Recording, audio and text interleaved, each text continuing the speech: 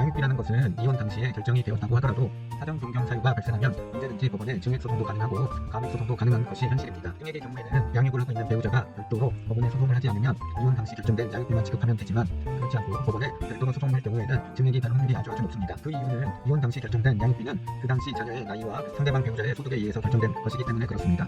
시간이 지나서 자녀의 나이가 증가를 하거나 또는 비양육자의 급여가 오르기만 하더라도 증액 사유가 되기 때문에, 그리고 자녀가 자라면 자랄수록 들어가는 비용이 증가하기 때문에 증액 소송을 하게 되는 것 같습니다. 그래서 오늘은 양육비 증액 소송을 당한 피고의 대응 방법에 대해서 알려드리도록 하겠습니다. 대부분 본 소송을 청구한 자들의 경우에는 실제 본인이 받을 수 있는 액수보다도 더 많은 금액을 청구하는 경우가 많습니다.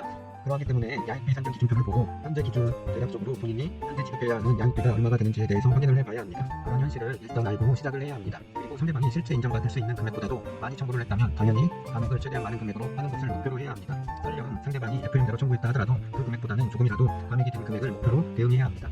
그러기 위해서는 일단 본인의 현재적 경제적 상황에 대해서 최대한 하소연을 해야 합니다. 실제 급여가 이 정도인데 고정적으로 나가는 생활 비용과 채무 비용 등을 제하고 나면 얼마 되지 않는다는 부분을 주장해야 하고, 본인이 현재 개인회생이나 파산을 한 경우 또는 질병 등으로 인해서 일을 하지 못하고 있는 등의 사유가 있으면 그 부분에 대해서 반드시 주장을 해야 하고, 또한 현재 재혼을 해서 거기 또 사이에서 자녀가 태어나서 부양을 해야 하는 배우자나 자녀가 있거나 또는 부모님을 부양해야 해서 나가는 비용이 있다고 하면 이 부분 또한 증거를 바탕으로 주장을 해야 합니다.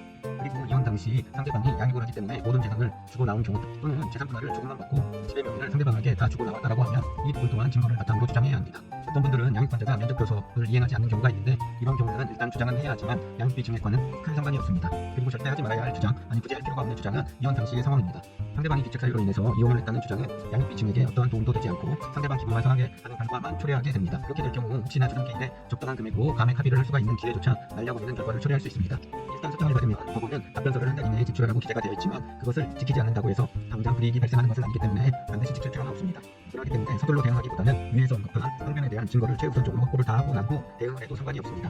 이혼 당시에 큰 금액의 양육비를 지급한 경우를 제외하고, 그리고 특별한 예외적인 경우를 제외하고는 양육비는 증액이 될 확률이 높습니다. 그런데 여기서 중요한 것은 증액된 금액을 최소화하는 것이 목표로 해야 하고, 그러기 위해서는 위에서 현재 본인의 경제적 상황이 어렵다는 부분에 대한 증거를 최대한 제출하는 것이 가장 중요한 대응 방법이라는 점 꼭 참고하시길 바랍니다.